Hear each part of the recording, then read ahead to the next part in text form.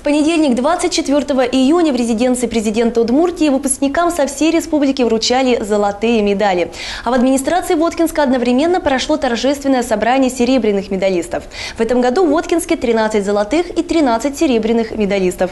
Напомним, что в прошлом году у воткинских школьников было 18 золотых и 26 серебряных медалей. Блеск серебра увидела наша съемочная группа.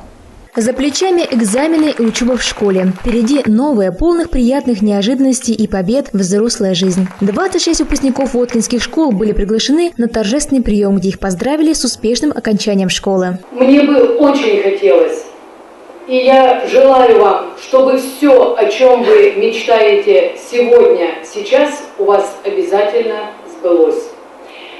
Мало иметь талант, нужно уметь упорно достигать своей цели. Среди 13 серебряных медалистов был единственный выпускник этого года, кто по единому госэкзамену по математике набрал 100 баллов. Вадим Стрельцов, выпускник 12-й школы, всегда имел тягу к точным наукам. Возможно, поэтому не испугался одновременно учиться в общеобразовательной школе и заочно физико-технической. Тяжело было учиться, так как учусь в классе, повышенная нагрузка.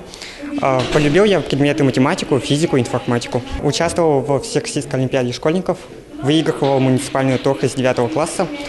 Также закончил физико-техническую школу. На торжественном приеме присутствовали и 13 золотых медалистов. Их тоже поздравили со столь высоким результатом. Свои заслуженные награды они получат в Ижевске из рук президента Удмуртии. На золотую медаль я пошла не с 1 класса, были немного проблемы с математикой, но затем как-то вот вышла уже на этот уровень и стало довольно легче, но последние годы совмещать подготовку к ЕГЭ и, соответственно, вот эта медаль – это идеальный результат, довольно сложно. Выпускники как один признаются, что без поддержки родных и близких, а также учителей, возможно, они бы не стояли здесь и не сжимали в руках свое серебро. А родители, в свою очередь, уверены, что это заслуга только их детей. Видимо, ей от родителей передалось усердие, организованность. И, в общем-то, с 1 класса она самостоятельно и делала уроки, и искала что-то новое. Мы, конечно, с папой вместе помогали ей, тоже как-то развивали и любопытство, и любознательность. Старались, чем могли, помогали, но больше Таня, конечно, сама училась у нас. 20 лет нашей семейной жизни связаны с Воткинским лицеем.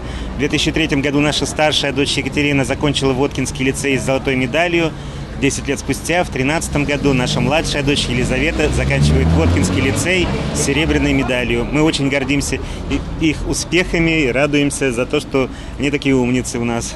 Учителя надеются, что их ученики после учебы в вузах вернутся на свою малую родину. А родители знают и верят, что их дети найдут себя в жизни и реализуют, где бы они ни находились. В свою очередь, выпускники смотрят широко раскрытыми глазами только вперед, туда, где их ждет взрослая жизнь. Александра Глумова, Дмитрий Наговицын, программа «Город».